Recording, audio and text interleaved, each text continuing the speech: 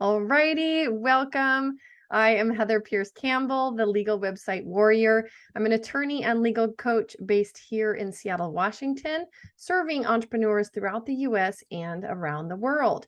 Welcome to another episode of Guts, Grit, and Great Business. I am super excited to welcome David Jenyns to the show. Welcome, David.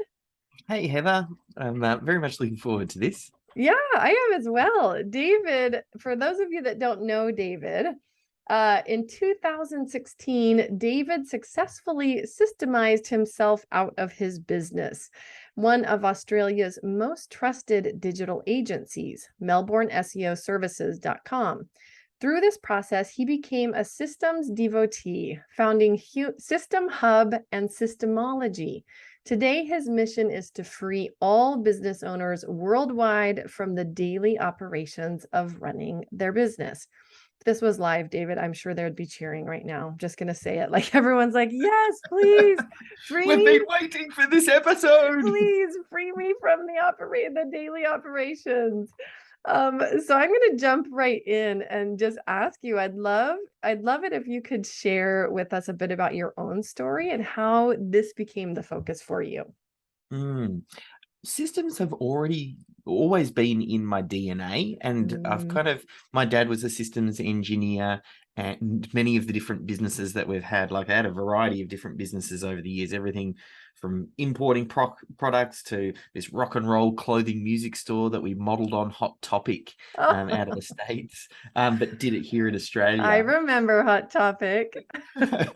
And we set that one up as a franchise, and we sold a franchise or two. So systems, I've always been thinking systems, but my last business, the one you mentioned, the digital agency, for some reason, I thought that business couldn't be systemized, even though systems was in my DNA. I thought this business was different, and Google's always changing, and we're a creative agency, and I don't want to put systems in place because, they'll remove the creativity, and my team won't follow the systems anyway because Google's always updating them. And I ended up getting stuck in that business for what feels like probably about 10 years too long. And I was just working so many hours in that business, burning the candle at both ends. And then we found out we were pregnant. And I remember that moment thinking, I don't want to be that dad who's always too busy, who is working on the weekends, doesn't have time for the kids and walking them to school, those sorts of things. So that was kind of like the big turning point for me, because I knew intuitively systems was a big part, a real, critical element to get out of the day-to-day operations. And then I started to test a lot of those assumptions on why I thought this digital agency was different. And I started that process of removing myself. And I had the deadline. I was like, we have 9 months and I've got to dramatically drop the hours that I'm working. And I basically promoted one of the team members internally. She became the CEO, and I basically started to step out. Probably took a little bit longer, about 12 months. And I ended up taking a huge amount of time out while my first son was born. And that was kind of like that moment where, just with that time out, I did some thinking and thought, what do I really want to do? I kind of felt like I'd fallen out of love with the digital agency at that point in time. And I knew this is a really big problem to solve, to help get business owners off the tools and out of the day-to-day operations. And that was that bit where I said, you know what, I'm going to go really sort of headfirst into this area. I love that. And I mean, not the, because I'm sure that there were some bumps along the way of trying to do that. And often, though, I think people find themselves in a pinch point that forces a decision around that, right? And for you, it was pregnancy and fatherhood, and that's a pretty big, awesome step. What did you learn in that journey? Like, what were the big ahas for you as you learned to apply and test some of your assumptions around systems in your own business to begin to systematize your way out? A big part of it was there was a lot less systems that I actually needed than what I thought I needed. I thought I was going to need hundreds and hundreds, but I really applied the 80-20, and I had good team members. And for some reason in my head, I thought, everything needs to be systemized. And if it's not systemized, it's not going to happen. And team members are going to miss things. But then I started to realize you identify the critical things that you want to have done a certain way or following a particular process, and you really focus on getting those right. Because Mm, I had great team members, and I think a lot of that baggage came from thinking about how McDonald's systemized, or the way that we did it in Planet 13, where I was taking, you know, teenagers who were working on the front counter and they had zero skill, and I needed to train them up. So of course we needed, well, it's much more the documentation. yeah, right. It's the Michael Gerber approach to like systematize everything so you can plug in the lowest common denominator and not be reliant on a top performer, right? Because that really Mm. is part of the message. Like plug in people into the system and then it runs and because you built the system. And I really recognized that we had great staff. And to a certain extent, some of the team members, I didn't want to tell them how to suck eggs. They knew how to do certain things. So I'm not going to tell my bookkeeper, let's create a system on how to issue out an invoice through MYOB, which she did every day. She'd been with me for 10 years. She could do it with her eyes closed. We came up with more higher level frameworks and steps for certain things. And we started to decide, to what level of detail do things need to be documented? Some things do need to be documented to a great level of detail so they can be delegated down to less skilled team members. Other ones, they might not have needed that level of detail. And it really started me thinking, what is required? What's the minimum number of systems required to systemize a business? And that was one of those Mm. big things that got me to get a result so much quicker and actually reduce a lot of the overwhelm that comes from systemizing. I love that. So is there an answer to that? What is the minimum number of systems that a small business needs? There's an exercise we go through, actually, in my book Systemology. We'll give a free template at the end, but you don't even need that. You can do it on an A4 bit of paper. One thing that I do is I suggest that you map what we call the critical client flow. And it's just the customer and the business journey that you go through to deliver a core product or service. So you, in the top left-hand corner, you write who is the dream client that you would like to have more of. They're the ones that pay your advertised prices, refer your friends and family, pleasure to deal with. You think about, what is the primary product that you sell them? Like, what's the first product that you sell that client that might be the gateway into the rest of your product line? And then you map the linear journey. You think, the rules of this game is you only capture what you're currently doing, not what you would like to be doing. And Mm. first document that, and you go, how do we grab their attention? How do we handle the incoming lead? How do we sell them? Do we do a proposal? Do I take 50% up front? How do I onboard them? How do I deliver? And how do I get them to come back? And you do that on an A4 page. It's just like a a flow diagram almost, but you don't put more than a few words in each of the different boxes. And it captures high level how the business works. And then you ask, where in that process is the pain? And usually that's where you get started.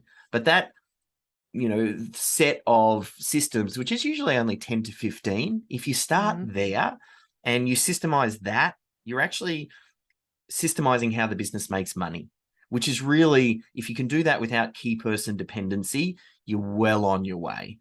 There are some other systems you want to look at a little bit further down the line, like how do you recruit and onboard staff, and some finance systems and things like that. But at the guts of it, if you're going to start anywhere, start with how the business makes money.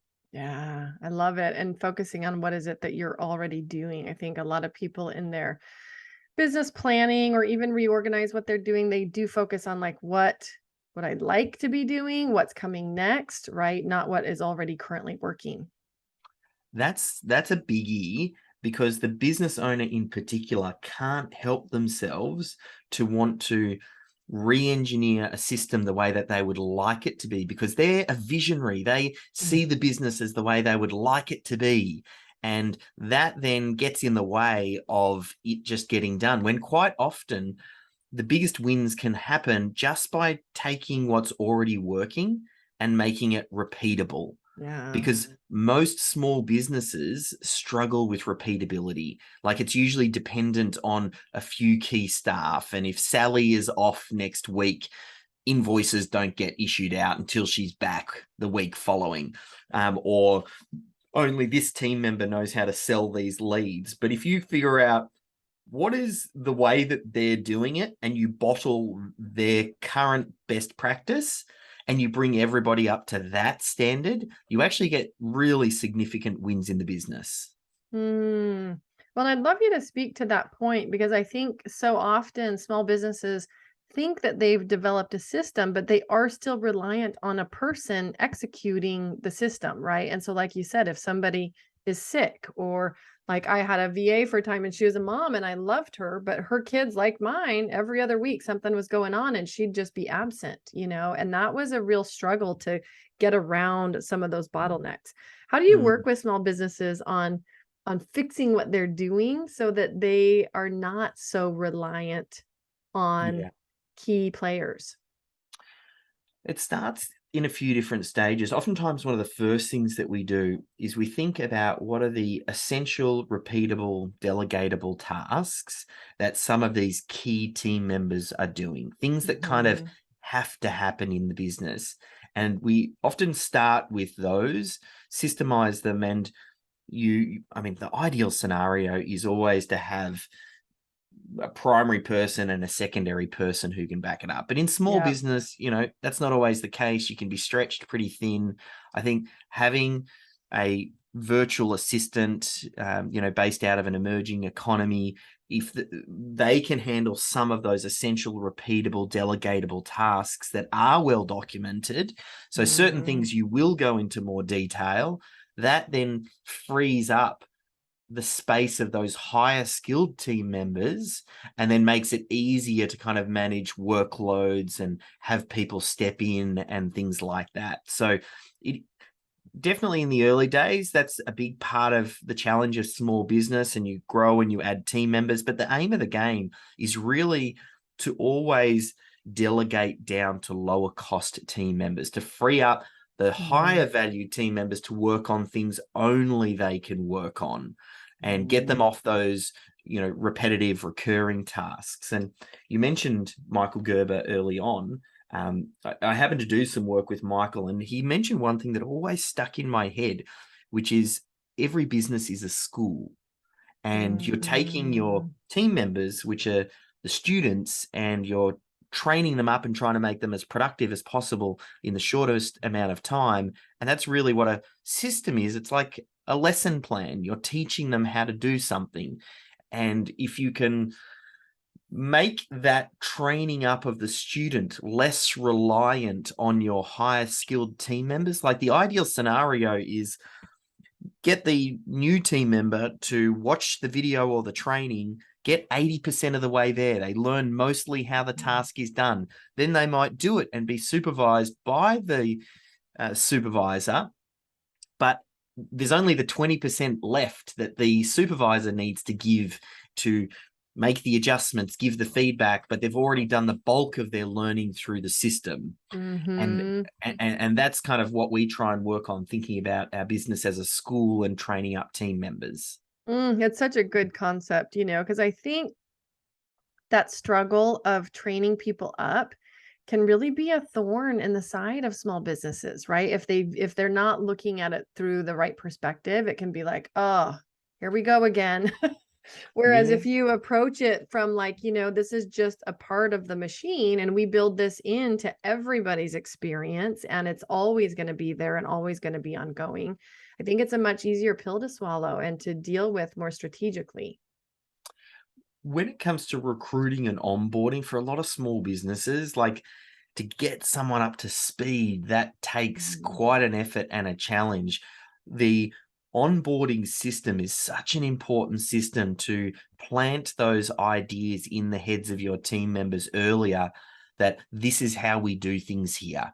And having some of those essential, repeatable, delegatable tasks that within the first 3 months, they start Mhm. on these tasks, which helps them to cut their teeth, learn about your business, and oftentimes those systems we talk about, they will just capture what we call the most probable. So here is what's most likely to happen.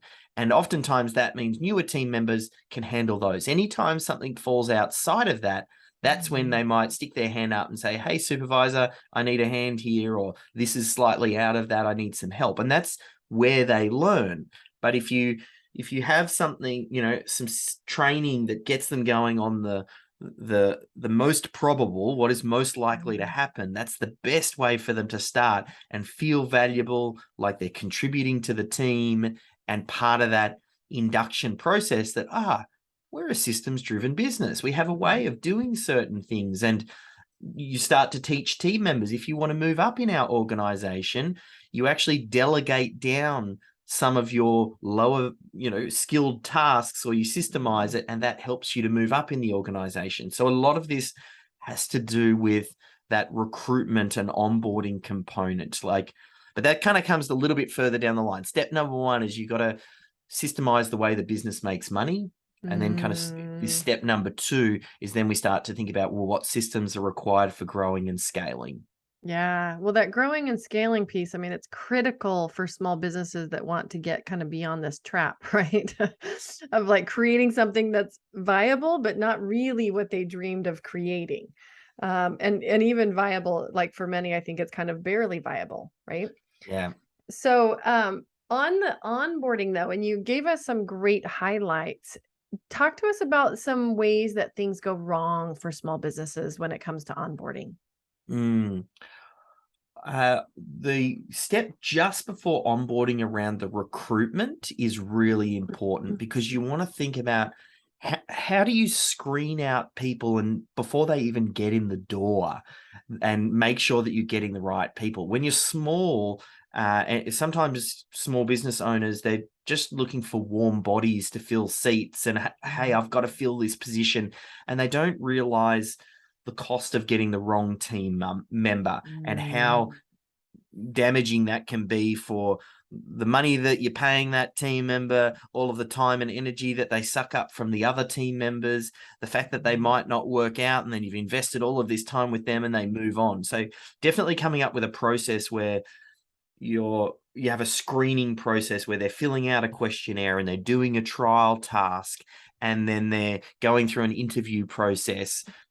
Those steps, while it sounds like a bit of work up front, they really save you down the line, because then you kind of move them into that onboarding process. And the onboarding process, there needs to be a little bit about learning what the company does and who they serve and what the software stack is. I think where a lot of business owners go wrong is they've obviously got all of this knowledge in their head, and so have the team members that have been with them for a while, and then they're just kind of throwing these new team members in the deep end and just hoping that they'll swim, many of which sink, or they significantly extend the time at which it takes to skill someone up. And the aim of the game is to make your new team members as productive in the shortest possible time to be adding value, because they're not making the business any money or adding to the making of money while they're just sitting there training. So you need to think about, how do we get them doing something that isn't just a busy task?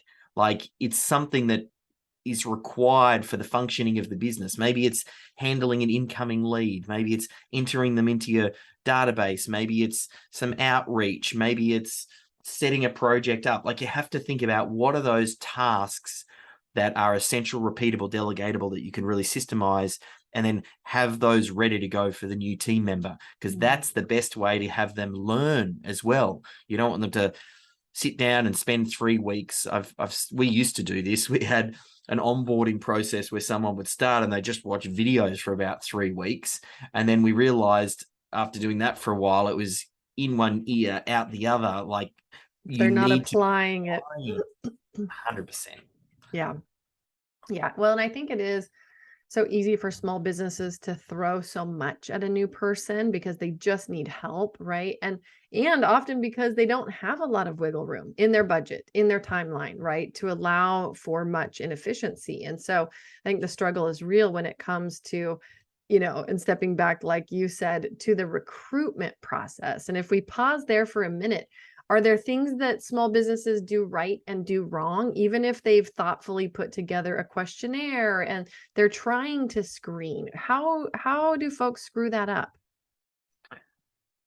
One thing is not throwing the net wide enough and not having some different stages where the gold can like really shine. You want to give the opportunity. Sometimes you don't know how great someone is until they're sitting next to some others. And then it's that perspective of seeing, oh wow, this person got back to me so quickly, and I gave them the trial task. They had one or two clarifying questions, and they got to work and they over delivered and they listened to exactly what I said.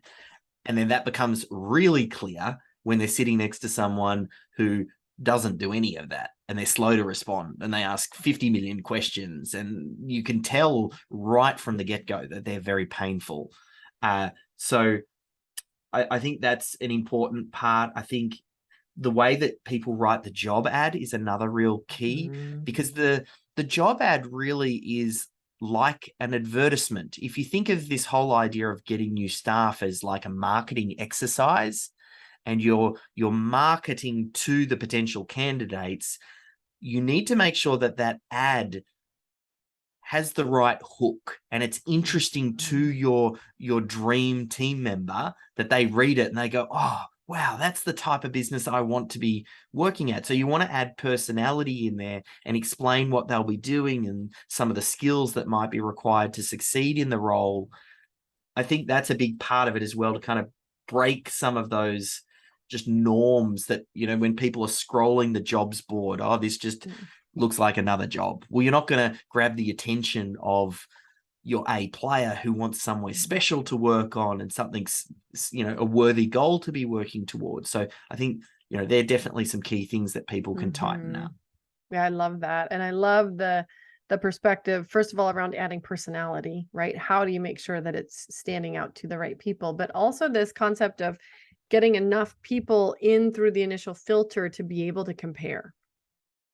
I think, it's interesting. I talked to a gentleman the other day who's also in the legal field, and he's trying to hire currently. And he's like, a year ago, I posted an ad and he got like, I don't know, 70 plus responses. And he's like, I did the same thing a few weeks ago and got 5, right? So there can be dynamics where you have to look longer or harder or in a different location for the right people. But I think not rushing that process is really important for small businesses to get the right fit. Definitely in the current climate, there has never been a more important time to get your systems right than right now, because in many markets, the labor market, it can be challenging to find great staff and keep great staff. So you need to make sure your recruitment system is really solid to be able to attract the attention of the right person. And once you get them on board, the way to make that team member feel supported, to give them what they need, to give them a great environment. And systems is such a big part of that. Like, systems is a way to codify certain actions that help to build your culture. And I think now we're starting to see how important in this climate, I mean, that's from an HR perspective, let alone from an operational perspective, and using systems as a way to reduce waste and make sure that the team is more efficient and they're working on things that add value. Like, systems is such a central driver to that. I'm definitely finding more and more that businesses are starting to recognize how important they are, because the economy is a little bit more challenging, which then means you just have to be a better operator. Yeah. Oh, it's really true. Anytime in my own business, even when there's a breakdown and I think, gosh, that didn't work quite right, or that was not the experience I wanted somebody to have with my business, and working with various team members on that, I will often ask the question, because, people, and like I had a new hire not too long ago that was like, thanks for not immediately getting mad at me. And I remember thinking like, well, why would I get mad at you? Because my first thought is to go to, how do we fix the system? This is a system problem, right? It's not a person problem. It wasn't a performance problem. It was just like we had the wrong system in place for this particular thing. How do we revisit that so that we not only improve the client experience, but we improve the internal experience of our team as well, right? And it's not always easy to do, because sometimes like we just want a problem solved, but we have to slow down and look at the system. I love that. And it touches on this idea of really probably one of the most important elements of making systems work in your business is building a systems culture. And there's a handful of philosophies and ways to approach problems. And you've hit the nail on the head with one of them, which is you always look to the system first. If something goes wrong, it's first the system that you check out. If someone hasn't followed the system, well, maybe that's a different discussion, but you first want to go, it is the system's fault. And there's a handful of things like that you can do that start to build a systems culture.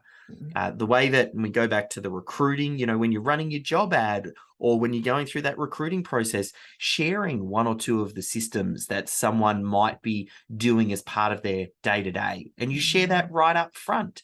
And then the team member already gets an idea straight up front. Hey, they're a systems-driven business and they've got the ways of doing things. That will repel people who wouldn't fit with that type of culture. So having that early on, including some systems related questions in your interview process and finding out, how they feel about systems. Have they created systems? What does that look like? And then once you start getting in and you're working with the team, you mentioned blaming the system if something goes wrong, or if a challenge pops up, always looking, well, what is the system's solution? And, there other things like showcasing great systems. And when the team, just like bringing up kids, you want to praise the behavior that you want to have reinforced. Like oftentimes, with my boys, if Nate or Jordan does something right, I'll praise them in front of my other son, so that the other son, whether consciously or subconsciously, goes, wow, if I want that type of praise, that's the type of action that I need to be taking. And again, this helps to build a systems culture, and a big part of what you need to be thinking about. Oh, and I love even this idea of embedding it into the recruitment process, like asking systems related questions, right? People may not think of that, even if they are a systems run business. So I think that's huge. And the importance of repelling the wrong ones, somebody who's like, I want autonomy in my job, I'm not here to follow systems or whatever, right? Versus a personality that's like, you know what? I can totally operate well within systems and help improve them. And a big part of what I see systems doing is it creates a level of accountability and transparency, which is what you want to have in your business.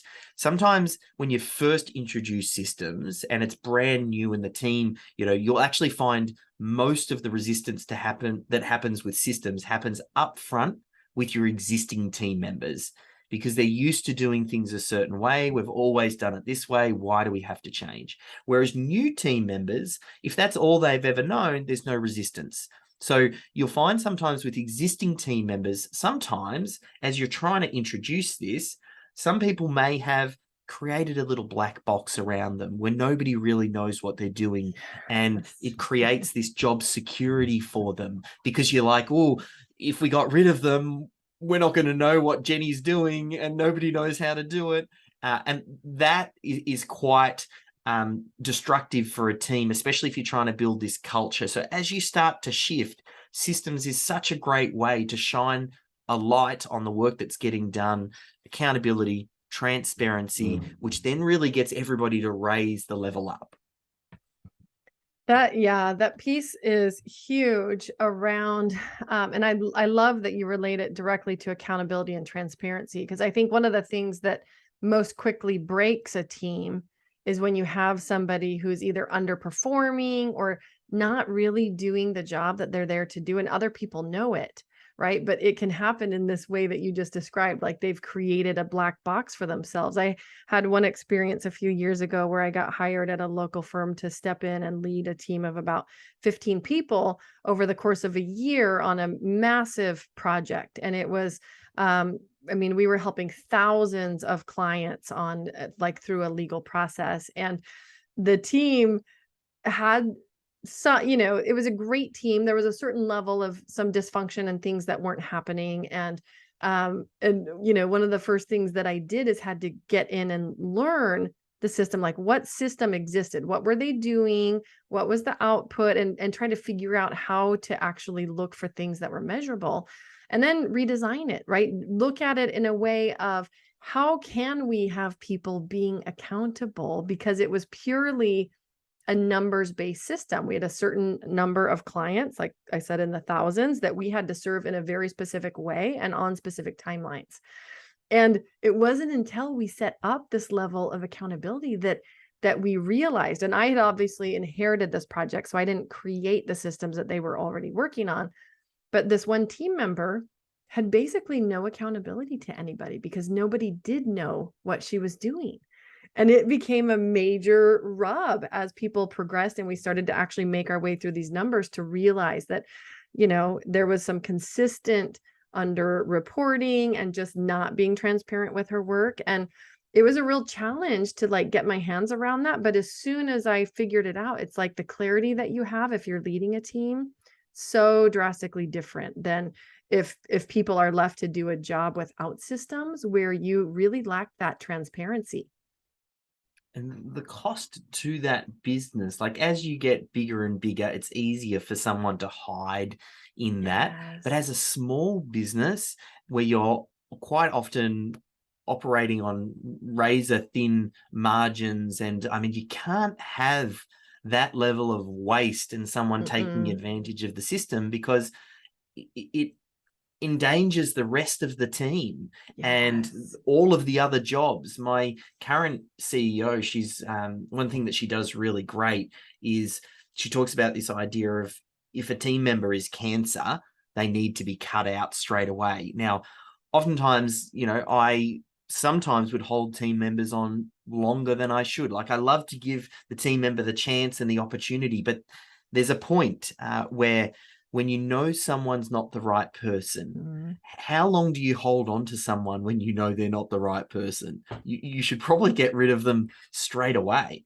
Yeah. And that's been a big learning for me as we've kind of gone through this process. But it's so easy once you get a systems culture in place to then, you know, all of this sort of involves things like your culture and like you know, what are your values for the company? So you Mm. recruit and you fire based on values, and that accountability and transparency is one of those.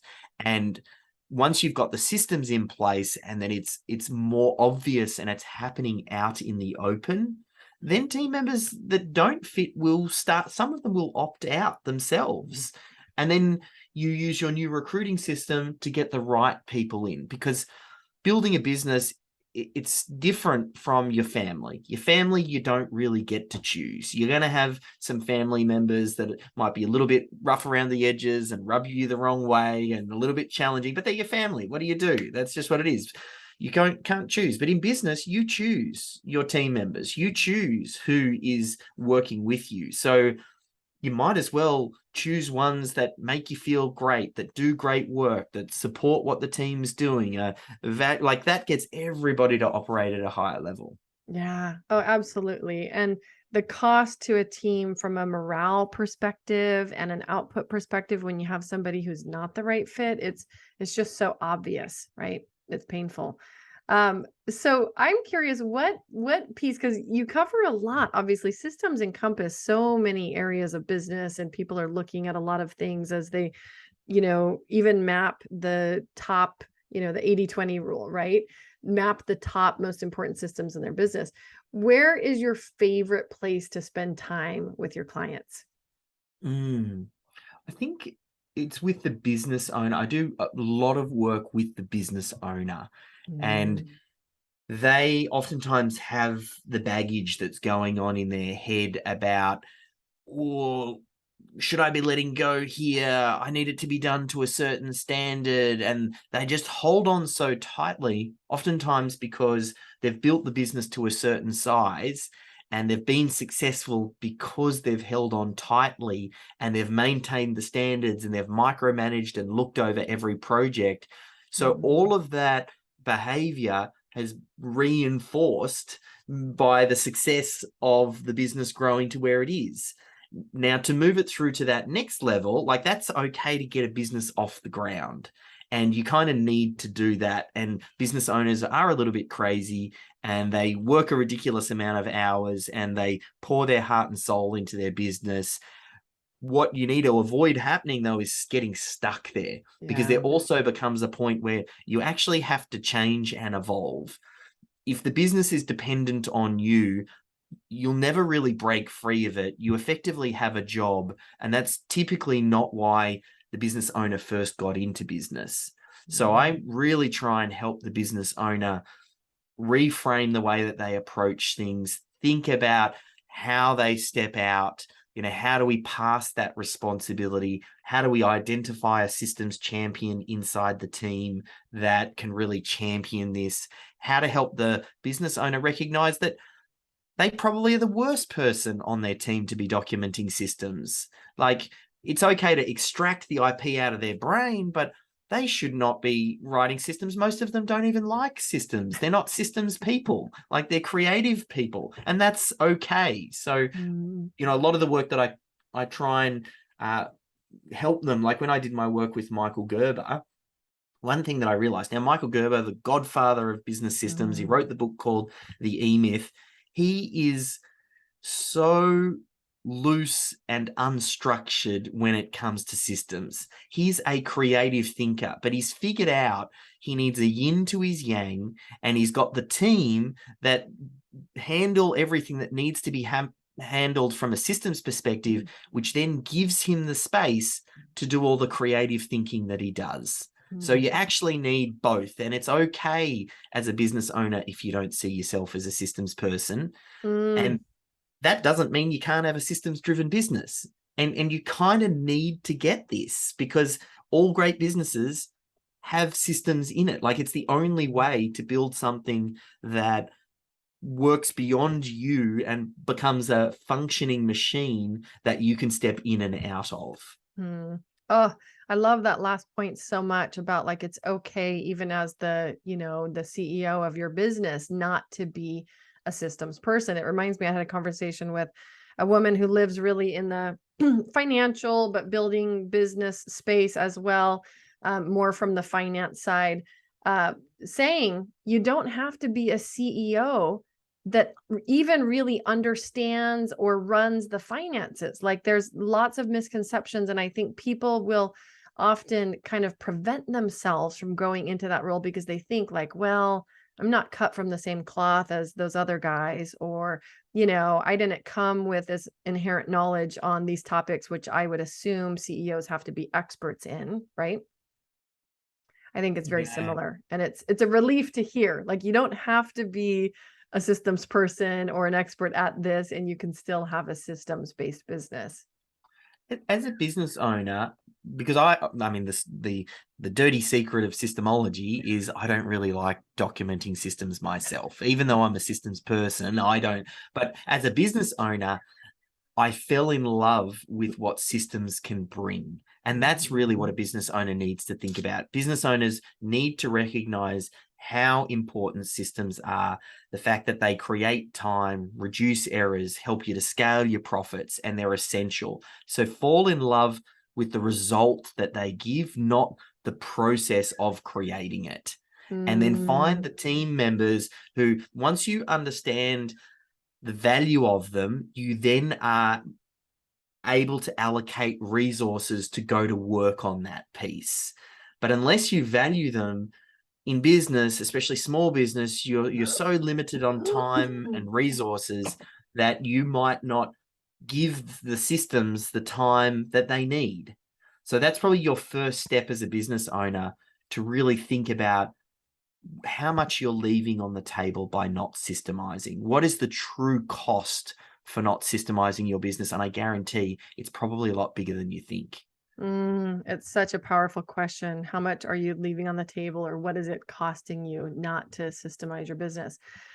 To be respectful of time, because I know, we've got a few minutes left, but the one piece that I keep going to is, I think some business owners can get decent at hiring some of the various levels of support that they need, but that final piece of being able to remove themselves from the day to day. Will you talk to us about the difference between, right, hiring up some of the initial support to help expand and grow certain parts of your business, but not getting stuck at the part where you're actually removing yourself? So the piece there's one or two things to think about. Firstly, the buck needs to stop with someone. So for you to step out, someone needs to take responsibility. And I know that's a huge step for many. And we're talking about hiring your operations manager or the CEO or the person that steps in. And then the business owner actually steps out and becomes a true business owner, where they're able to work on it rather than in it. That doesn't mean that they stop working in it. They might step in and out, and they might work on the pieces where they add the most value or bits that they enjoy. What I think business owners need to work to is to have the option. Most business owners don't even have the option to step out because there's no one there to take over that level of responsibility. So that's a real key one, to find that person. For you to step out at some point, you will need to find someone. And then when you find that someone, you need to understand that it will take time for them to get it. They will make mistakes. They're not going to do it exactly as you. They haven't had the years of experience and understanding every facet of the business. And you need to let them make some of those mistakes, and you need to not micromanage them and give them the room. And, in many regards, as I'm talking this through with you right now, I'm giving myself a little bit of a therapy session as well. Like, this is a reminding for me. I have an operations lady, Arla, and she does a fantastic job. And we're kind of going through that period. She's been with me in this new business systemology for about a little over a year now. And just now I feel like she's really starting to find her feet, and she's understanding the different personalities and what the business needs and when to put the foot on the gas and when to put the foot on the brake. But finding that person and working with them, like, that's a really interesting dynamic for the business owner, who has to let go and who has to stop being the be all and end all, and has to stop training the team that they are the knight in shining armor. Whenever you've got a problem, you come to Dave and Dave will solve your problem. And before you know it, you've just created all of these dependencies on you. Right. Another bottleneck. Yeah. And you've got to work through breaking those. And that's a big part, and probably one of the most key pieces for that final step you're talking about. Well, and I imagine, maybe it's more of a challenge for some. I imagine that it's a bit of a struggle, excuse me, for people to sort out, what am I looking for in let's just say like a CEO or a replacement version of me, right?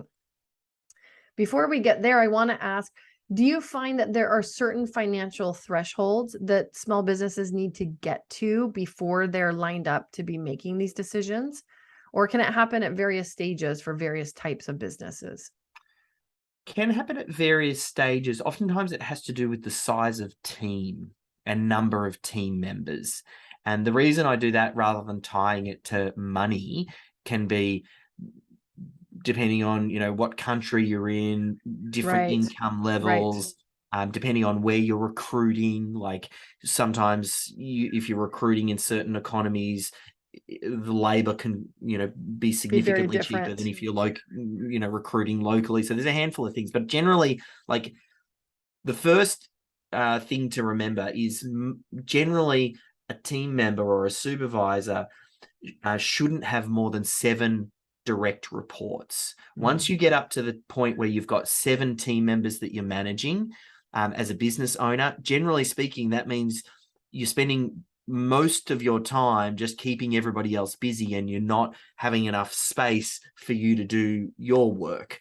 So, and that's the same as you start to grow and you branch out to different departments, then you might get a department head and, in marketing, and a couple of team members sit underneath them, or you've got someone in operations and a few team members that sit underneath them. You want to grow them up to 7. Again, once you start to hit, for some reason, it's around that number 7 that people just start to get stretched. So for me, when we hired the CEO, and I've done it in a few businesses now. Before in the digital agency, I did it. Now we're doing it in Systemology, and we did it at Planet 13. The way that I did it was the CEO for me usually came in around that 10 to 12 mark. As in, I'd already started to think about, we got a little department head and a couple of team members that are sitting underneath them. And then I'm starting to realize, well, the CEO has someone to actually manage. Because the CEO, oftentimes when you start a business as a business owner, you are the technician, you know how to do the thing, you're the lawyer, you're the hairdresser, you're the lawnmower. So you know how to do the thing. And that means you grow to a certain size, and then you need to start to get someone else who can do that thing. It's both a blessing and a curse to be able to do the thing. So oftentimes when I get a CEO, I don't necessarily want them to do the thing. I want them to manage the team. And yes, they need to have an understanding of what needs to be done, but I also don't want to get to the point where it's too easy for the CEO to get sucked into doing the work, which is the same problem that the business owner suffers. So I don't want to set them up for failure up front by making it that, oh yeah, you can now fall into the trap of doing the thing, because then that stops them from doing all the other tasks that a CEO should be doing, managing the team members, thinking strategically, growing each of the different departments, those sorts of things. Oh, it's such a great point about getting somebody who's not too close to the work so that they become the backup or the helper or the overflow person, right? It's not what you want a CEO for. Yeah, they end up being a little bit too overpaid for that position. But even more than that, oftentimes it just, again, that's what happens with the business owner. Like, I had one of my biggest breakthroughs in the digital agency business where we had a sister company, and it was Melbourne Video Production, and we built it up as a side business. And I'm not a camera guy, so I don't know how to do the shooting or the editing. And it was so much fun and so enlightening for me to build a business where from day one I couldn't do the thing. And that's actually where I got most of my insight on how to remove myself, because I learned and had a personal experience that you can grow a business without being the person doing the work. Yeah, I love that. And probably you can grow it faster because you're less attached overall to the work itself, right? Yeah, you become much more strategic in your decisions.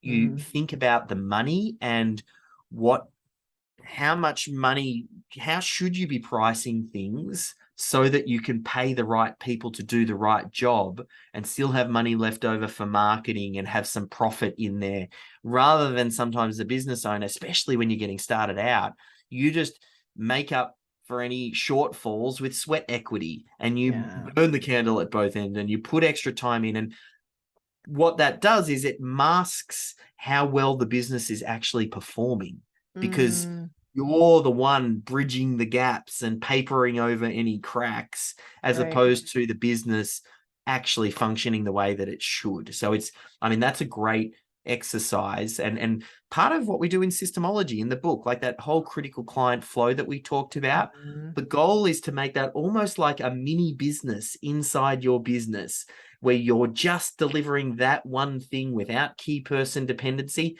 And we've had clients that have done that and then killed off 90% of the rest of their product line, because they've realized we can do one thing profitably and do that really, really well, and we didn't need the 10 other products that we thought we were selling.